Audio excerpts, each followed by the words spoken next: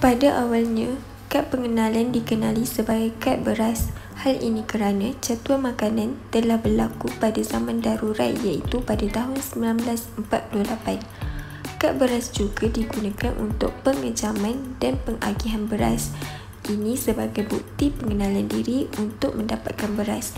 Dari tahun ke tahun, kad beras telah melalui pelbagai perubahan sehingga kini yang dikenali sebagai MyKad atau kad pengenalan. Ia selari dengan peredaran zaman dan teknologi. Melalui evolusi ini, kita dapat lihat pada awalnya kad pengenalan untuk Sabah dan Sarawak berbeza dengan Semenanjung. Namun, pada tahun 1990 hingga kini, Sabah, Sarawak dan Semenanjung menggunakan kad pengenalan yang sama. Pada tahun 1948, kad beras juga dikenali sebagai kad pengenalan kertas. Kad pengenalan ini menggunakan nombor siri.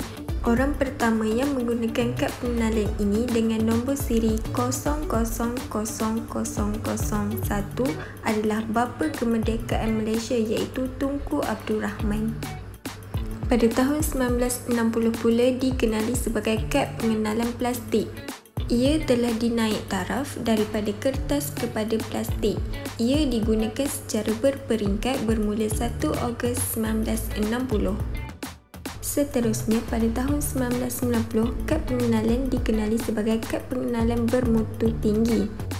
Kad pengenalan ini menggunakan sistem separa komputer.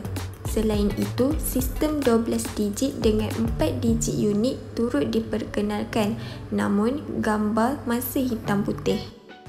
Pada tahun 1999, dikenali sebagai kad pengenalan bermutu tinggi versi berwarna.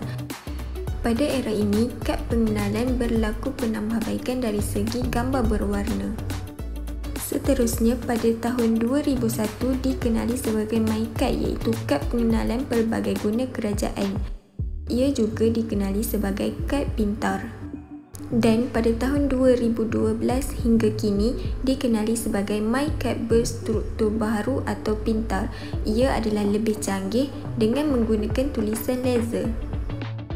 Di Malaysia terdapat 3 jenis kad pengenalan iaitu MyKad, kad pengenalan berstatus warga negara yang berwarna biru. Yang kedua, MyPR iaitu kad pengenalan pemastautin tetap bukan warga negara yang berwarna merah. Dan yang ketiga, MyKAS iaitu kad pengenalan pemastautin sementara bukan warga negara yang berwarna hijau. Kad pengenalan merupakan dokumen terpenting untuk rakyat Malaysia. Terdapat pelbagai fungsi kad pengenalan.